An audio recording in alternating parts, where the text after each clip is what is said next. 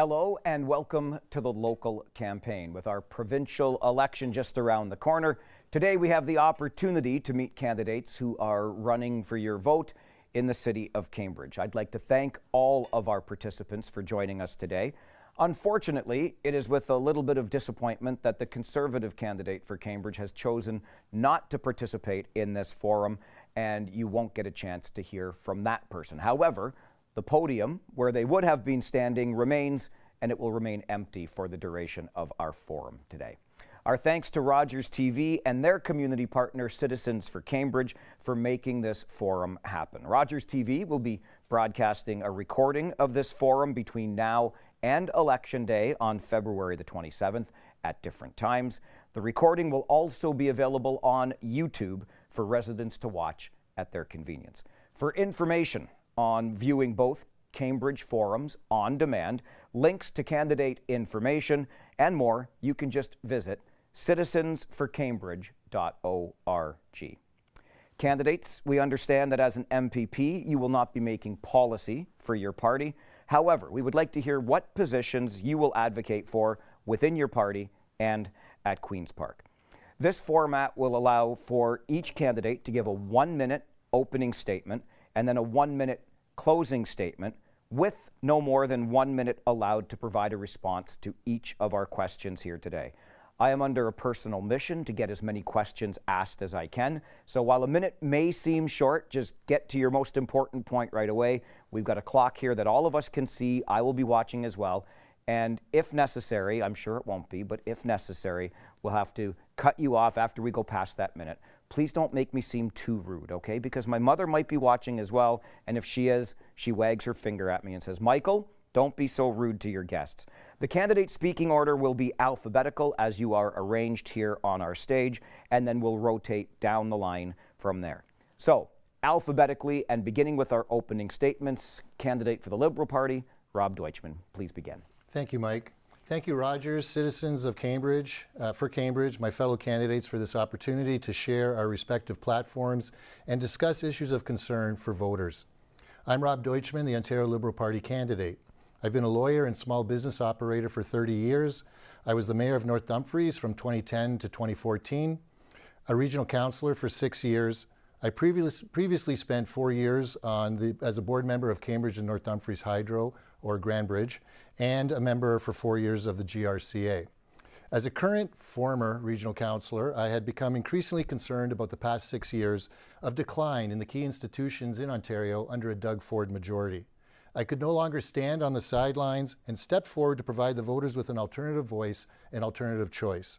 The Liberal Party has a strong platform focused on you, and my track record shows that I would be a strong voice, a strong advocate as the MPP for Cambridge and North Dumfries. And if I had another minute, I would comment on the fact that the PC candidate, again, has shown disrespect to the people of Cambridge and North Dumfries and not appeared at this debate. Thank you. Thank you very much, Rob. Now for the Green Party, candidate Carla Johnson. Hi. Thank you. Good evening. My name is Carla Johnson. I am the candidate for the Green Party in Cambridge, and I'm honored to be here. Thank you so much for Citizens of Cambridge for organizing this. Thank you for Rogers for hosting it, and for Mike Farrell to be here.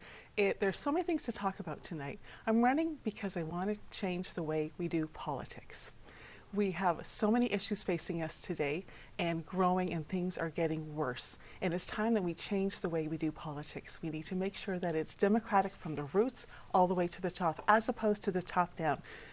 The leaders should not have all the power. The people should have all the power. And people should be over profits. Every single decision needs to be for the people. And I'd also like to express my disappointment that the Conservative candidate is not here tonight too. I found in 22 when I ran that also the Conservative candidate did not show up at that time either. And it ended up I became very good friends with several of the other candidates because we kept being the only ones showing up together. So I'm here for you. I'm here to listen to the people, and I'm here to learn from others. Thank you. Thank you very much, Carla. I'll remind you we do have an empty podium here on our stage today. Belinda Carajalios, the New Blue Party. Your turn for opening statements. Mike. Good evening, everyone. Thank you to Citizens for Cambridge for having us, and to Rogers TV as well. My name is Belinda Carajalios. I am the New Blue Party Party of Ontario candidate for this upcoming provincial election on February the 27th. I was the MPP for Cambridge from 2018 to 2022. During that time, I served as the parliamentary assistant to both the Solicitor General and the Minister for Children, Community and Social Services. My first private member's bill, which was blocked from becoming law by the PC party, was to create penalties for those who interfere with internal party elections. As MPP, I consistently pushed back on the government to protect our community. I fought against the abuse of governmental planning powers, a drug injection site, and amalgamation, to name a few. I am currently the president of the New Blue Party of Ontario and live in Cambridge with my husband Jim, our 9-year-old son, and our Basset Hound puppy. Thank you very much, Belinda. And your NDP representative in Cambridge, Marjorie Knight. Opening statements, please. Good evening, everyone. Thank you, Rogers, and thank you, citizens of Cambridge, for having us here. I live and I work in this community. I spend a lot of time with the members of this community who are struggling mightily. I am running for a party, the Ontario NDP, who has solutions to many of these problems.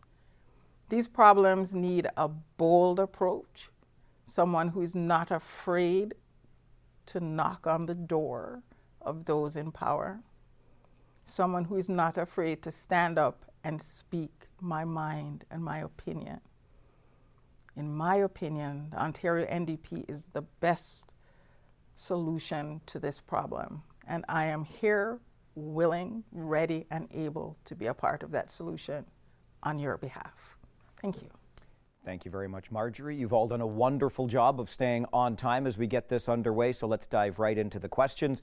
Moving along alphabetically, since Rob had the first opening statement, Carla Johnson will answer this first question first. And the question is, we're not sure yet if Canada is entering a tariff crisis period with the U.S. or not, but what is your view, Carla, of how the Ontario government has handled this crisis so far, and what approach to this situation would you advocate for? You have a minute. Thank you, Mike. What a superb and timely question. I am very worried about how our sitting government has handled the concern about tariffs. In fact, they've used it simply to call a snap election and put fear in people's hearts about that. Vote for me to protect us from the tariffs, but I haven't really seen a real plan in place. And what I do see is our neighbors around us coming together, looking to help each other. And I see Canadians across the country saying, we're going to bind together, we're going to come together and hold hands, and we're going to get through this together. And that's what I see. I see Canadians and Ontarians actually doing all the work and trying to make decisions without letting the fear of it make them make poor decisions and make them. And I'd like to comment that the Green Party has Mike Schreiner came right away with the policy saying let's break down provincial barriers so we can get a cross-provincial trading of all of our products and all the services that we do across the country. So that's the number one thing I'd like to see happening. Thank you. Thank you very much, Carla. And Belinda on tariffs. So the Ford government has completely failed us on this. They've done nothing. There were asks prior to this about protecting the border. Nothing was done. Nothing was done until the very last moment. And then if it was so important to have good policy and regulations and laws around our economy and dealing with the tariffs, why are we in the middle of an election? That's the question we should be asking. He should be at Queen's Park right now with the rest of the PC caucus and the other parties figuring this out instead of being in Washington right now. He hasn't maintained a relationship with the states. And so now we are dealing with a threat of tariffs. I'm hoping they're temporary tariffs. What the New Blue Party would do, if elected, is to make it easier for businesses to operate in Ontario, regardless of whether or not there are tariffs, and to strengthen ties with the United States, because clearly there's a lack of respect with the American government and the Ontario government, as our Premier never was invited once to work with the president, while we see premiers in other provinces getting the invitation and getting an opportunity to fight for our country. Thank you very much. Marjorie, on the response to tariffs to date and how you would advocate for our approach. I think the Ford government has really failed in the way it has approached this. Having an election now is ridiculous. Asking for a mandate that you already have for another 18 months is absolutely ludicrous. This is a time, and I wanted to point out, this is not the first time we've faced tariffs in this country.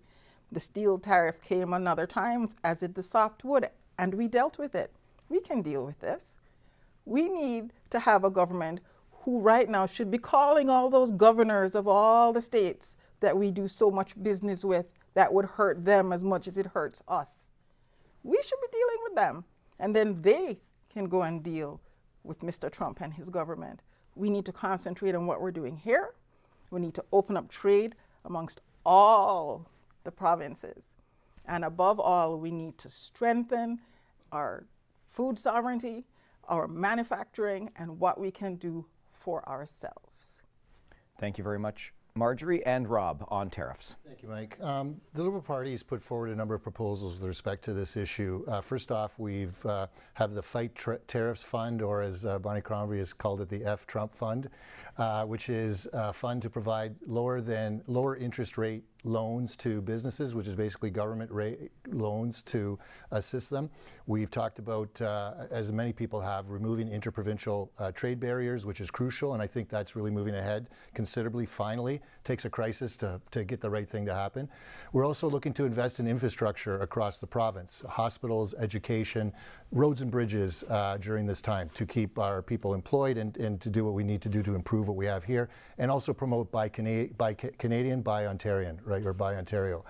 The Ford government has used this as, it's a complete fraud with respect to the election and the purpose of the election. They were trying to get this election for a long time, used other reasons, and to cancel your government in the middle of this election, or this tariff crisis, is a disservice to the people of Ontario, and they should be punished for it.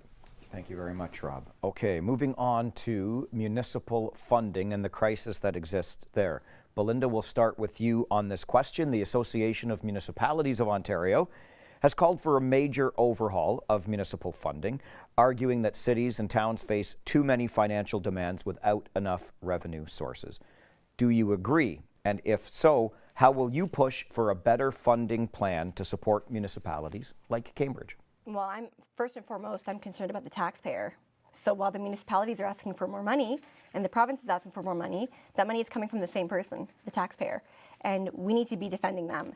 We have very limited resources. The pockets are only so deep. So while I appreciate that the municipalities need more money, how are they currently spending that money? And how is our provincial government currently spending that money? Because right now what we're seeing is developers working with particular lobbyists who are friendly with the PC party getting certain deals to get things done, bypassing developer fees, which are not helping our municipalities. We need to dive into that a little more deeply and understand that at the end of the day, the priority is and will always be the taxpayer, and we should be looking at more financial responsibility and accountability on both the provincial and the municipal side. Thank you very much, Belinda. Marjorie, on a new fiscal deal for Ontario municipalities. I agree 100% with them. We definitely need a new municipal deal. There has been so much downloaded onto the municipal governments that obviously they do not have the money for, and it's pay Peter, take it away from Paul situation where you're just moving money around trying to see who is screaming the loudest. It doesn't make sense. We are saying that there needs to be a new deal. We can do this by, for instance, taking 50% of the transportation operational costs and uploading that back to the province. We're talking about shelters and the operation of shelters, uploading that back to the provincial government. We're talking about building. Right now it's the municipalities, it's nonprofits, it's churches, it's everybody except who it needs to be, the provincial government. So we are going to take back some of those things and free the money for the municipal. All right, Marjorie, thank you for that. And to Rob on funding. Yeah, thank you, Mike. This is probably the single most important issue for me and why I'm running. As a former municipal politician, I recognize that the property tax base is being asked to do too much. We have an acronym called PILL, P-I-L-L, which is Provincial Initiatives Local Levy. And what's happening is too much of the provincial downloading is happening, the provincial initiatives, and requiring local levy or property taxes to pay for. So things in public health, social services, homelessness, affordable housing, supportive housing, all those things that we're doing were never really designed to be done on the property tax base, which is really waste, transit, transportation, and things like that. So I don't disagree with Belinda or Marjorie, and I'm sure I'll agree with Carla with what she has to say as well. We do need a New Deal, but there is one taxpayer, but it needs to be adjusted because too much, the Ontario government claims they don't raise taxes, but they're doing it on the backs of municipalities, educational institutions, hospitals, etc. And there definitely needs to be a new framework. Okay, thank you. And Carla, on funding. Thank you. So many things brought up already by my associates here tonight. Our municipalities are the ones that are carrying the weight of so many of the needs. The biggest thing I hear when I'm talking to people during this campaign is the issue of homelessness and the complete neglect from the provincial government around that, and the weight of that's been put on the municipality. Mike Schreiner was here 2 days ago when we visited the new women's shelter that's going to be opening up at Grace Bible Church in Galt, and what we heard was how they struggled to get funding for that, and we struggled to get it from the city, and it was the region that came through with the funding, and the YWCA is working on that, and all I see, we went to Porchlight Counseling and Addiction Services, and I heard them talking about patchwork funding, how much brain space is spent trying to keep their programs running by taking pieces and from here and there. And what we need is we need to make sure everything is funded properly and thoughtfully, as opposed to just playing games with people. And downloading costs onto municipalities is a game that many governments before the Ford government have been doing. It's time for a new deal. Thank you, Carla. Our next question, Marjorie, you will answer first on harm reduction, and Heart Hub services. Supervised consumption and harm reduction services are evidence-based approaches to reducing overdose deaths. However, Cambridge currently lacks a sanctioned consumption and treatment services site, or CTS. Do you support expanding Heart Hub services to include CTS? Do you support forced addiction treatment? And how will you advocate for Cambridge and beyond about this at the provincial level? I think harm reduction is a very important tool in our toolbox. We cannot help people if we're not where they are at now. We cannot force people into treatment because it will not work. What makes sense is getting people to the point where they will accept help and then go into treatment. Harm reduction saves lives. And these lives are as important as everybody else's, our mothers, our brothers, our cousins, our children. This is who is affected by this. If we don't have a CTS site, if we don't have somewhere where they can check medication to make sure it's safe, exchange needles, what's going to happen is it's going to be all out in the community for everybody to see. And we all recognize that nobody wants to see that. We need one desperately. And Heart Hubs, they need to have it too. Thank you, Marjorie.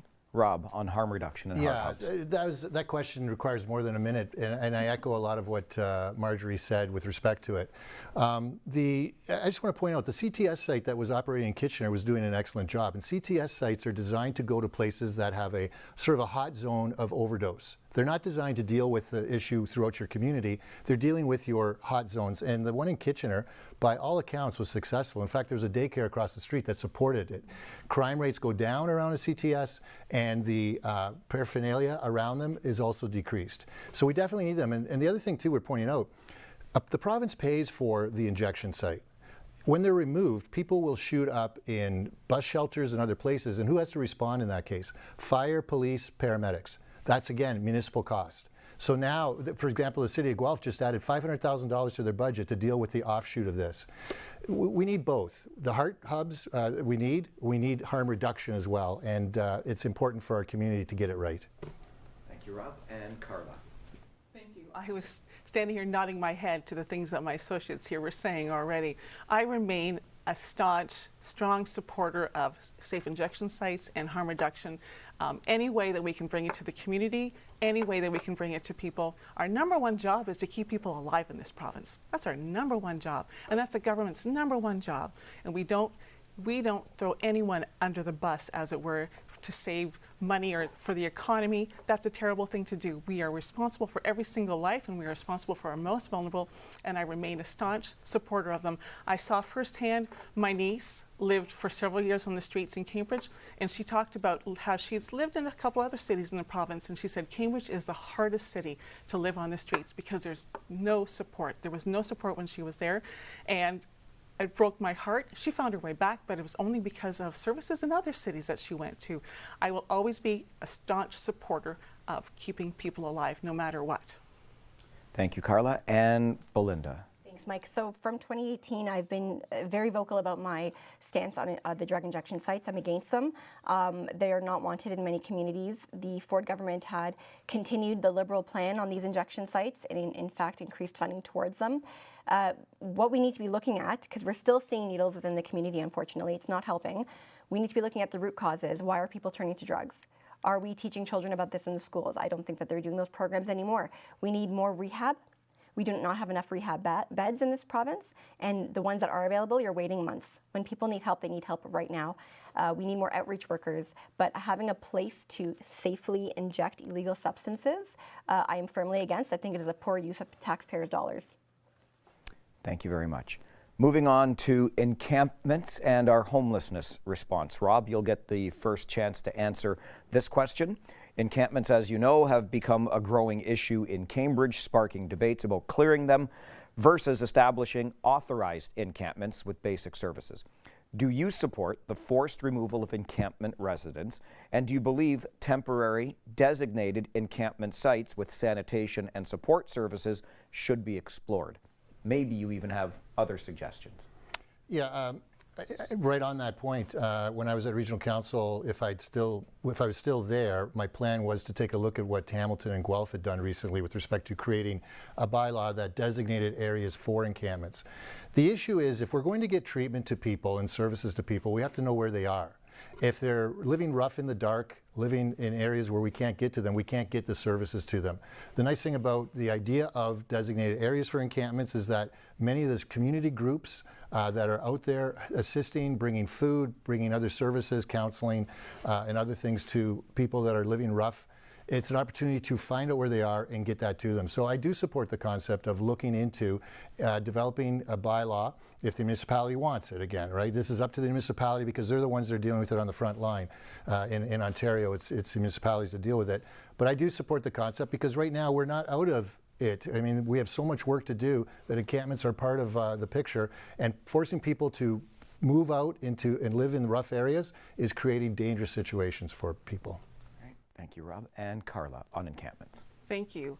Anything we can do to keep people alive, anything we can do to keep them in a shelter that's safe, we have to do. It's our primary responsibility to keep people alive in our province. The idea that the Ford government has allowed for bulldozing of encampments has turned it into a criminal offense that you can be fined and jailed for. That's the wrong direction that we should be going in. And I wish that our PC MPP was here to explain the logic behind that decision. As a trustee, I sit at the WDSB school board, and we have a Better Tent City, which we actually support as a school board, and it sits on our property. And what I see there is a really lovely community where people come together. There's wonderful supports together, and they work and they help each other, and people can come and bring food and gifts and all sorts of things. And that is what we need to be doing. We need to be keeping people sheltered and safe. Leaving them to live on their own out in the woods anywhere else is just so traumatizing and so terrible for people. So we have to help each other now. Thank you, Carla. And Belinda. People need jobs. They need to feel like they're part of a community. These encampments, I do not believe that they're safe for those individuals who are using them, and it's unfortunate that they feel like they have to use them.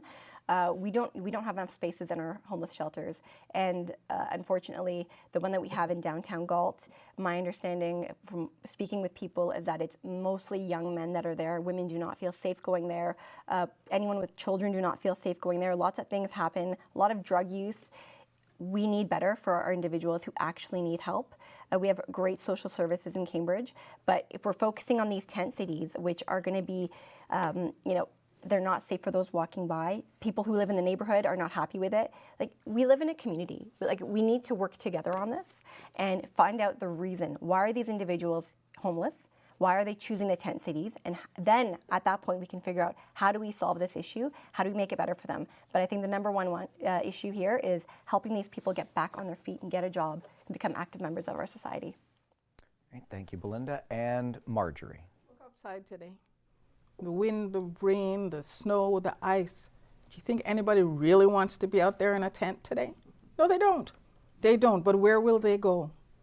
There is no housing for them. There is no shelter for them. We have one women's shelter.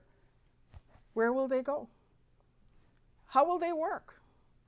You have nowhere to shower or bathe or do anything to be able to make yourself presentable to go to work. How do you apply for a job when you live at no fixed address? We need housing. But right now what we have are tents. That is what we have. We have people who are disabled who cannot find supportive housing. They are stuck in a tent. We have seniors who are stuck in tents because they can't afford rent. People are out there for many reasons, not because they're drug addicts or because they're mentally disturbed. They have nowhere to go, and we need to make it right. Thank you, Marjorie. Moving on, we'll next talk about supportive housing. Carla, you will get the chance to answer this question first. Supportive housing, or affordable units with on-site support services, are crucial for addressing homelessness. Yet, Cambridge has far fewer units than required. If you agree that this is a priority, how will you push for increased provincial funding for more supportive housing projects in Cambridge? We absolutely need more supportive housing. It's all a part of the continuum of housing and care for everyone. And the first thing is we need to have a provincial government that's going to allow us to do things, that's going to allow us to do the creative things we need to do, as opposed to stopping every idea that's brought forward. I don't understand why the provincial government we have just keeps putting blocks in the way of every opportunity and every idea that is brought forward. There's so many things that we can do, and there are people out there that want to do it. There are people in Cambridge that want to help. It just has to be viable, it has to be supported, and it has to be something that's also going to be supported by our city also. And it needs to be, so it's, again, everyone needs to come together on this. So anything that we can do, because there's so many things that are needed in supportive housing in terms of helping people find food, maintain their medication, make sure that they're safe. There's a number of things that people need to be in these supportive cases. So we absolutely need to start pulling out the stops in every way possible for them. Thank you, Carla. And Belinda. I think we need to note that the PCs have had 6.5 years to fix many of the issues that we're talking about this evening, and supportive housing being one of them. You know, a lot of people think the province, everything should be top down. I think when it comes to supportive housing, it's actually something that's more local. This is something that should be dealt with at a local level. And I say that because our community knows best what we need in our community, where the places should be, where they should be built, what services are needed, what do we have already in the community existing, how can we make those better, how can we add to it. But, you know, trying to look for the province to make these decisions, there are how many cities in this province? 400 and I can't remember, 44 I believe it is. And I think the best decision maker for this is definitely municipal, and we need to work as a community to help these individuals. But we need to remember that the PC's had 6.5 years and they've done nothing. And once again, it's another issue that has gotten worse since they've taken power.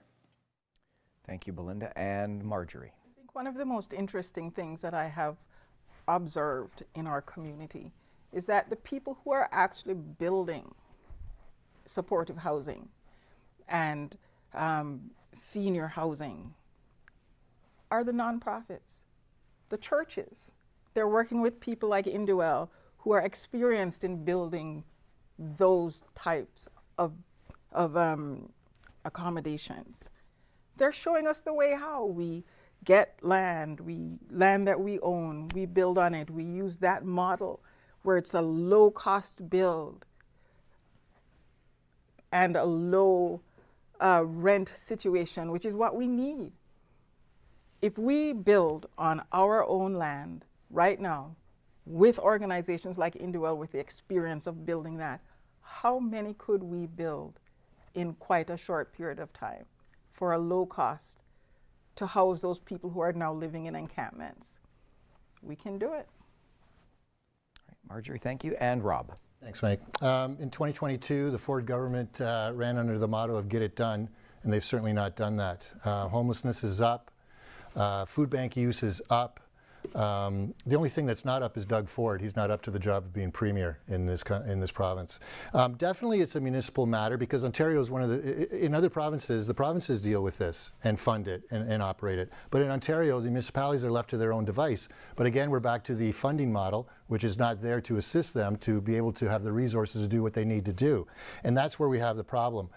As the MPP for Cambridge, I would be a strong voice, a strong advocate to try to secure whatever funding we can get. But at the same time, we need a better funding model to get money from the province down to the municipalities because, as was mentioned by other people here, the municipalities are the best situated to know what we need in our community, and we need more supportive housing. That is the answer to a lot of these issues, but we need more cooperation from the province to get the funding down to the municipalities to be able to do the work that needs to be done at the ground level with social agencies. Thank you very much for your responses, and all of you have been doing such a great job of keeping on time. We'll move right along to talk about one of the biggest line items in the Ontario budget. That, of course, is healthcare, along with doctor shortages and hospital wait times. Belinda, we'll start with you on this question. During the last provincial election, promises were made to eliminate doctor shortages, eliminate hallway medicine in our hospitals, and reduce emergency room wait times, in those hospitals. However, these issues persist today and are in fact worsening in many hospitals. If elected, what steps will you take to push for meaningful improvements in our healthcare system? Thanks, Mike. It's true. It's gotten worse under the Ford PCs. Wait time at Cambridge Memorial Hospital could be 7, 8, 10, 12 hours. People are using the emergency room as a walk-in clinic because of the rules we have around people going to walk-in clinics and the threat of being de-rostered from your family physician if you have a family physician. What we need to do is better recruitment and retention. That is the biggest issue that we have in this province. We shouldn't be waiting 9 months to see a dermatologist or a cardiologist because there aren't enough appointments to go around. People are dying on wait lists. Just recently in the news, they released that people with severe cancers are waiting double the amount of time they should to have surgeries, all under Doug Ford's watch. He promised up and down that he'd get rid of this. No changes have been made. We need to focus on meritocracy in healthcare, hire back those who lost their jobs due to the COVID-19 vaccination, and we need to increase recruitment and retention for physicians and nurses and PSWs. Thank you, Belinda. And Marjorie. I remember in 2018, Kathleen Wynne proudly said to us all that Ontario has the least per capita payments for its residents. Proudly said so. And it has been proudly carried on by the PC party, which has landed us where we are now. We have no family doctors. We have impossible wait times at the hospital, or ambulances are tied up all the time. What do? We need to hire more doctors. We need to bring in more spaces in our medical programs. We need to recruit people from outside of Canada to come into our medical programs. We need to fix this red tape around people who are here, who are medically trained and cannot practice. And more than anything else, we need to hire the nurses and fund our hospitals properly. Thank you, Marjorie. And Rob, what steps would you take to push for meaningful change in healthcare? Thanks, Mike. Healthcare should be the number one issue. Outside of the Trump tariff issue, healthcare should be the number one issue. Healthcare is basically your economy is crucial. Healthcare is crucial to your economy, like education. But the Liberal Party would promote hiring 3,100 additional doctors, spending $3.1 billion. We're looking at expanding the capacity at existing schools and building 2 new medical schools. We're looking at expanding the number of residencies. It's a crucial issue. 2.5 million people in Ontario do not have a family doctor. And so that's why we have this reliance on emergency room care. We're also promoting the team approach. Bonnie Crombie was in Cambridge recently, and we took a tour of the Langs Farm Medical Facility to look at the wonderful work that they're doing. They're also out in North Dumfries with the team approach. And so we're looking at ways to expand the number of doctors to make it more efficient for doctors to operate in their medical facilities as well. So it is the number one issue for the Liberal Party. Thank you, Rob. And Carla. Thank you, Mike. First of all, I want to thank all of our healthcare workers, our doctors, our nurses, the staff at the hospitals, the staff in our clinics around the city, and the doctors working out of their offices. I want to thank you all because what I see every day is all of you are making a broken system work. It is your kindness, it is your generosity, it is your strength and fortitude of spirit, and your belief and your desire to help people that is keeping a very broken system together. And it's a broken system that's getting worse and worse, and I sure wish that our Conservative MPP was here to explain why very little, if anything, has been done to make things better for the people, because there are solutions. I was recently in the hospital dealing with my mom on an issue, and the doctors were saying, we have lots of ideas. We have lots of ideas how this can be improved, and we're not even asking for more money. We have lots of ideas. Come and talk to us. So thank you to those of you who are on the front lines. We know you're the ones keeping it together, and we know you are the people we need to go to find out our solutions too. Thank you very much, Carla. Okay, let's move on to regional amalgamation. And Marjorie, we will start with you on this. There was even a movement in the last several years to eliminate some regions in this province. Some say in Waterloo Region we are over-governed with about 60 elected representatives and 7 municipal governments plus regional government, raising serious concerns about inefficiency and cost. Some further then believe that amalgamation would streamline governance, while others fear a loss of local representation. What is your position, Marjorie, on regional amalgamation, and would you push for changes at Queen's Park? I have heard often this question about amalgamation. And I have sat and spoken to many people in my community about amalgamation and what are the thoughts. And while a lot of people are saying yes, that they do believe that this would streamline certain services that could be provided, they are very concerned about the loss of local input. I know people always say that Cambridge whines all the time, but we whine for a reason. Because most people, I believe it was on your show once, you said that, driving down that hill, and you just wanted to turn back because it's such a, well, that's the problem. People don't even come down to Cambridge to see what's happening there. So yes, it's a valid concern. And until that can be alleviated, we're not sure. I love you, Preston. I want to give you a big hug. Rob, on regional amalgamation. And I hear you, you say that we're overgoverned, and you may be referring to a morning talk show host that we all hear from time to time. Amalgamation is a difficult issue. I mean, certainly Cambridge. I mean, if you want to know what's the impact of amalgamation, take a look at Cambridge, right? It's been, 50 years? There's still very much the Preston, Galt, Hespeler identity. So from that perspective, one could say, the individual areas still maintain their identity, which is often a concern that people have. But at the same time, looking at it, do they feel that Cambridge in and of itself is a success? There's lots of great things about Cambridge. It's a wonderful community, a beautiful community. Cambridge is a jewel in the region, and I think what they've been lacking is the whole issue of strong advocacy. We have an MPP who's not here today. Many people say they don't see their MPP in the community. Well, we're not even seeing him here tonight when he has an opportunity to speak to the people. And strong advocacy and working out what is needed and listening to the people and understanding what they want, that's how we arrive at issues like amalgamation or not amalgamation. It's a very difficult issue, though. And Carla. Thank you. I think I'm just going to say that I'm not a fan of amalgamation. I'm a fan of having local representation. And yes, it makes for a little top heavy in terms of government and management, but at the same time, it is more democratic. It is more democratic that you have someone who's representing you that is more accessible to you and understands, is closer to what you're living with and what you're dealing with. So that's where I'm coming from. And also, when I moved to Cambridge, which was just over 30 years ago, the amalgamation in Cambridge was still new. It was a new thing, and people were not happy with it. And I remember thinking, I'm sure in time we'll get used to it. And we actually haven't. And I'm not saying that's a bad thing. I'm just saying it's a part of human nature. I think I like to say we are a good-sized city, but we have a beautiful small town feel in Preston and Galls. And Hespeler, even though Hespeler is not a part of the Cambridge riding, you are still a part of Cambridge.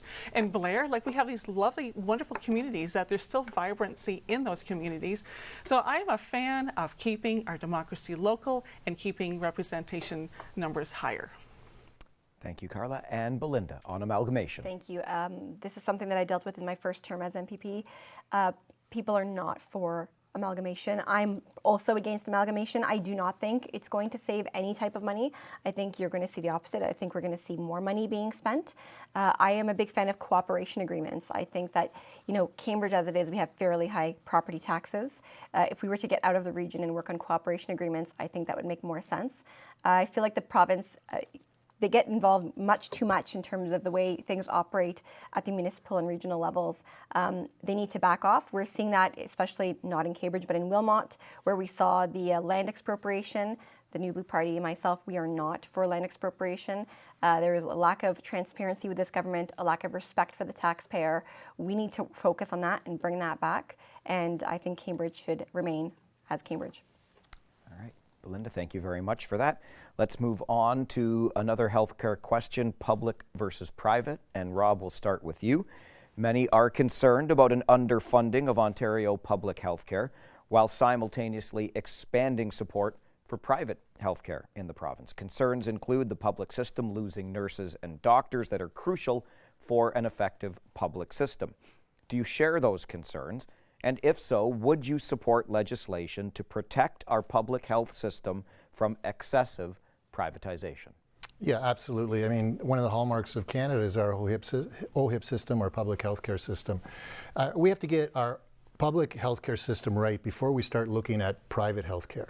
Now, I understand, you know, you could take a look at the Shouldice Hospital surgery clinic, which is very successful and is privately operated. But overall, if we are not ensuring that we have a adequate, accessible, available to all public healthcare system, then we as a country, as an economy, are going to be in trouble. Because if we don't have a healthy population, if we don't have a way to ensure that our people are able to get access to the care that they need without having to bring a credit card to get it paid for, then we're going to be in trouble as a community. So before we start to shift the focus to private, we have to focus on ensuring that public is done right, and it certainly has not been done right here. We see emergency room wait times increasing. We see emergency rooms closing across Ontario. We see people in Walkerton waiting 5 hours to get a family doctor. Our system is crumbling, and we've got to focus on getting that right before we start shifting to a private system. Rob and Carla, public versus private. Thank you. Your tax dollars should always return to you. They're from you and they should be for you. That is the number one thing that must guide all of our decisions. We want to put our money into a public healthcare system. It needs to be kept public. The idea that there are some people with big pockets that want to get in on, they want to make money off of your illness. They want to make money when you're sick. That to me is absolutely unacceptable. We need to make sure that all of your tax dollars are being put back into our public system and serving the people of Ontario, because it's all about people over profits. And I'm going to say that again. It's about people. The Green Party's foundation concept is people over profits, period. Thank you, Carla. And Belinda. You know, we talk about two-tier healthcare in Ontario. We actually have four-tier healthcare in Ontario. We have those who have family doctors and the money to do what they need to do if they need it. We have those who have family doctors who don't have the money. We have those who don't have the money and don't have a family doctor, and those who don't have a family doctor and have the money. So you have four different subsets in our population who can get varying degrees of healthcare or no healthcare at all. And the issue is that our healthcare, we have a lot of money in healthcare in this province. We're spending billions of dollars. We need to reduce the administrative costs. We need to figure out from the physicians, from the practitioners, what is lacking. Because I know that there is a lot of red tape around the way medicine is practiced in this province that's preventing the physicians to do their job appropriately and to the best of their ability. And who is suffering because of this? It's the patient and it's the taxpayer. Thank you very much. And Marjorie. I think it's a travesty that we're taking public dollars and putting them into private care. I think our public service is greatly needed. It has been admired for so many years from so many across the world. And to watch it crumble to this is absolutely heartbreaking. We need to fund our hospitals properly. We need to make sure that we have an adequate nurse to patient ratio. We can't do that when private hospitals are overpaying nurses or paying them what they're worth at least and taking them away from the public system.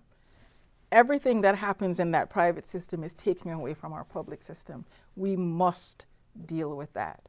We must fund our public hospitals appropriately. We must make sure we have the staff in there, medical technicians, nurses, doctors, PSWs, everybody needed in that hospital needs to be funded appropriately, not the private. Thank you, Marjorie. Okay, let's move on and talk public transit. Carla, you will answer this question first. Plans for the extension of LRT into Cambridge and GO train service to Guelph are being worked on but remain unconfirmed. Do you support these transit expansions? And if so, will you advocate for the necessary provincial funding to make them happen? 100%. Especially in Cambridge. We know in Cambridge how we feel isolated and locked in. We don't even have a way to get to Guelph through public transit or to Brantford with public transit. We used to. There used to be more options. We need public transit in all sorts of forms. I understand there was a time, and maybe my associates here remember this, there was a time when there was discussion of actually having a GO station in Cambridge at one point, and that got kiboshed for some technical reason. People in Cambridge have been waiting for better public transit for a long, long time, and it's going to make a huge difference in people's lives. The ability to get around and go to places and do things, to get to work, to visit family, to get to the grocery store, even all of these things public transit makes a huge impact in all the various ways that we're doing it. We must get more support from the province for it. Thank you, Carla. And Belinda. The LRT I'm against. I don't think we need it in Cambridge. I think it's going to cost billions of dollars, and I don't think it's a good use of taxpayers' money. The GO train issue has been talked about for well over a decade. We had the Liberals promising it before that, and then the PCs. This is a great example of all talk and no action. This is something that they go out on with their podium and they say, we're going to bring GO train to Kitchener, we're going to bring GO train to Cambridge, and it's not happening. And to make matters worse, there is no transparency about how these discussions are going. We don't know what's going on. We don't know where they're at in the discussions. Is this going to happen next year? Is it going to happen in 10 years? Is it going to take 20 years? There are no realistic expectations. And so once again, Cambridge is left in the dark when it comes to any of our transportation. So, we've got the 401 that they're working on. That ramp to the 401 East coming off of Shands Hill has been closed for 4 years now, right? They have no respect for the city of Cambridge. When we have an MPP who, while he's not even here, or the incumbent, I should call him, while he's not here, he's not fighting for us on these issues either. Thank you, Belinda. Marjorie, on transit. We talk about the environment, and we talk about moving people, and we talk about trains and electricity, and we want to move people, but we aren't moving anything in Cambridge. The LRT, we were told phase 2 was coming. We have watched it grow to over $2 billion for it to come to Cambridge. We've talked 30 years ago when Catherine McGarry was the transportation minister in the Liberal caucus. We were promised GO trains to Cambridge. Has never happened. Well, I am definitely on that train to get more transportation for Cambridge. We have to have it. We have people who work in Guelph, in Brantford, in Toronto, and we need to get people off that 401. We need to have real public transit, and it's time that it was done, and we're going to do it. Thank you, Marjorie. And Rob. Thank you. I have good news for Marjorie and everyone else. I'm going to hitch my caboose to Marjorie's train. The ION is going to happen in Waterloo Region. It absolutely is going to happen. Bonnie Crombie and the Liberal Party is committed to funding the second stage of the extension. As a former regional councillor, I was at the table there for the discussions. They're going through the business case now, but I can assure you that all of the councillors virtually are in support of extending ION down. When I was on regional council, I ensured that the Pine Bush Station was considered for GO train, that there was land sufficient to create a station to go from there to Guelph. And in fact, Guelph City Council just in the past day or two, just sent a letter to Metrolink supporting the extension of the GO line from Cambridge to Guelph. They're in support of that. So it's going to happen. Liberals have committed to it. They've also committed to funding 2-day, all-day GO. And so it's good news for Cambridge. But like we said, you need strong advocacy. We haven't heard from our local MPP on these issues, but we need strong advocacy at Queen's Park to support what's going on here municipally at the region.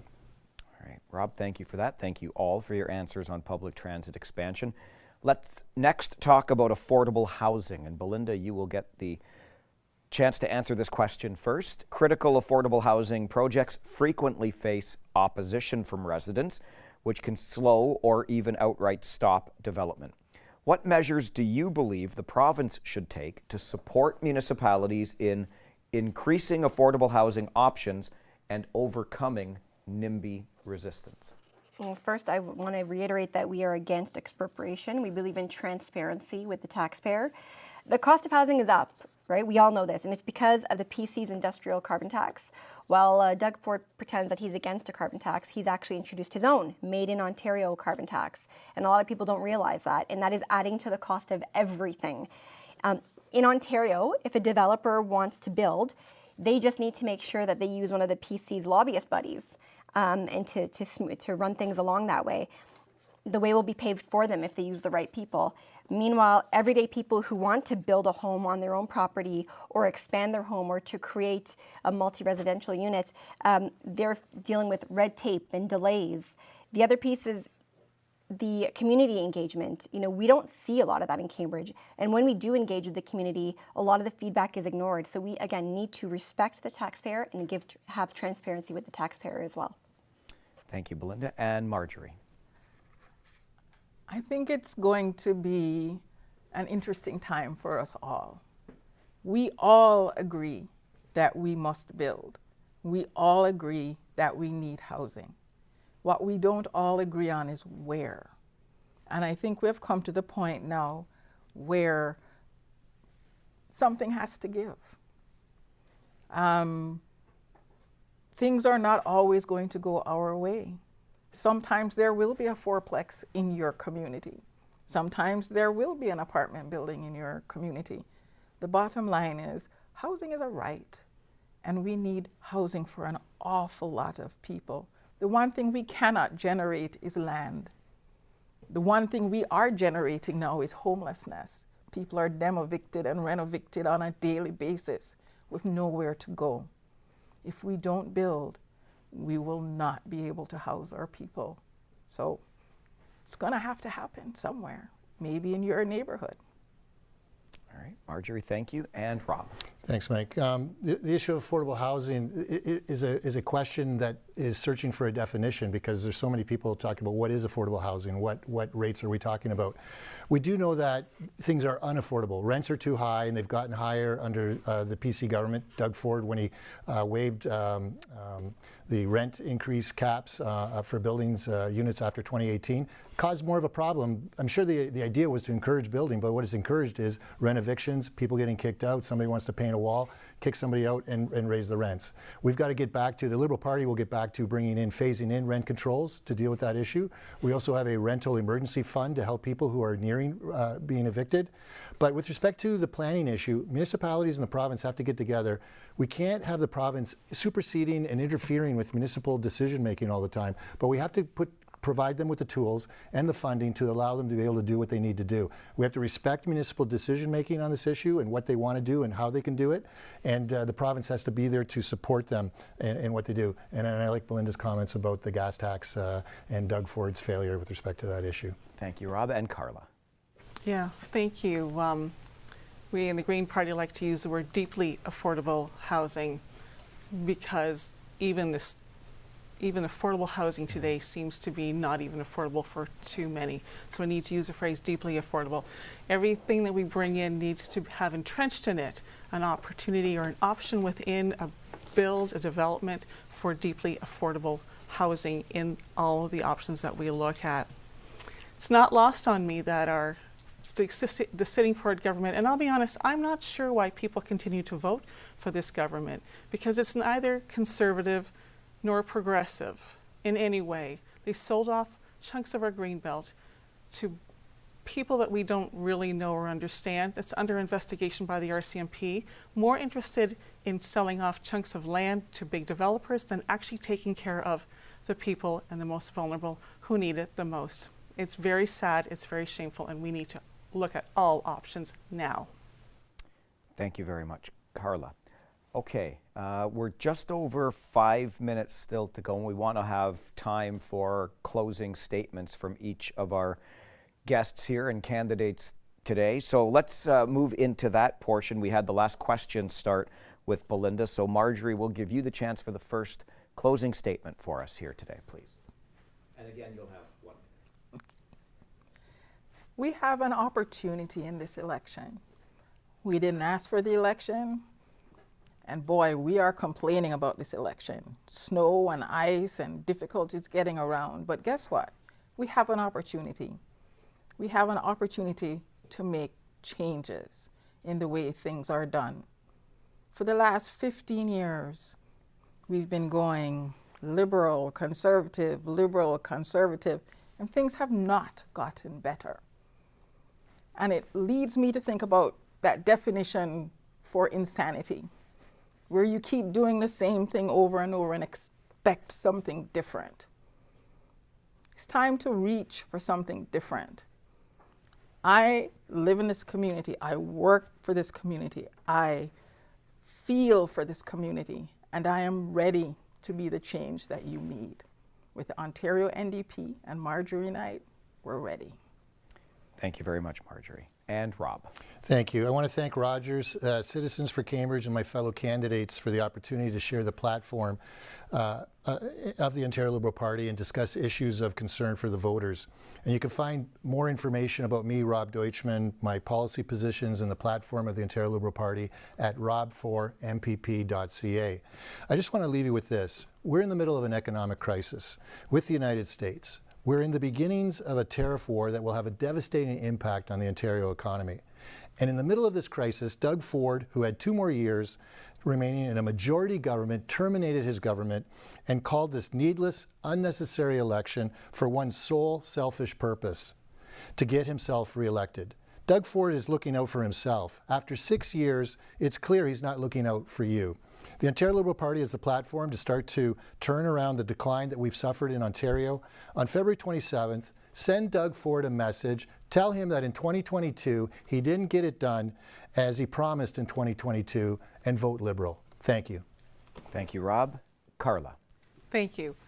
In all my conversations with people, I say I'm here to change the way we do politics. And with all due respect to my cohorts here today, the Green Party has a different approach to leadership, and I think that's the key to making our province run better, and that is all the other parties. The reason our Conservative MPP incumbent is not here tonight is because he's been told by the leader not to come. That was a decision that was made top down, and a good MPP has to follow their leader. So what you're doing when you elect someone who has and I'm just going to say it, the other parties all have follow the leader. When you elect an MPP for those parties, you're electing somebody who's going to be a follower. With the Greens speak for the community. They speak with an independent voice. We don't follow the leader. When we go to make decisions, when votes are made, we're not told how to vote. The other parties are told how to vote. And I just want you to know that's a key thing about the Green Party that a lot of people aren't aware of. And that is when you elect a Green MPP or an MP, you are electing someone who is going to be a leader where the other parties are followers. Thank you. Thank you, Carla. And Belinda. Thank you. I think my track record speaks for itself in that I definitely did not follow any leader in my political career. If the New Blue Party is elected to the provincial legislature, we would bring several priorities with us, including halting corporate welfare to the EV industry and any climate initiatives, getting tough on the border, stopping drug smuggling, and ending woke DEI policies in government and the education system. What I wouldn't do is let corporations take advantage of Ontario taxpayers by giving no strings attached subsidies to corporations that have the right to shut down anyway and leave whenever they want. Doug Ford has been doling out corporate welfare checks to companies, and they pick up and they leave afterwards. You will not see any of this with the New Blue Party of Ontario. So on February 27th, vote for change, vote for common sense, vote for integrity. Vote for me, Belinda Carahalios with the New Blue Party, and let me represent you once again at Queen's Park. Thank you. Thank you very much, Belinda. I want to echo what our candidates have said this evening with our thanks to our colleagues here at Rogers TV and particularly our community partner, Citizens for Cambridge, for making this forum possible. I want to remind you of the time that these candidates have given to answer questions important to you in Cambridge and North Dumfries. The names you will see on a ballot when you go to vote on February 27th, Marjorie Knight with the Ontario NDP, Rob Deutschman, the Ontario Liberal Party, Carla Johnson with the Ontario Greens, and Belinda Karahalios with the New Blue Party of Ontario. The invitation was extended to the Ontario PC candidate, and that invitation was declined, and that's why they are not represented for us here today. Thank you very much for joining us. Please make sure you go out and vote on February the 27th.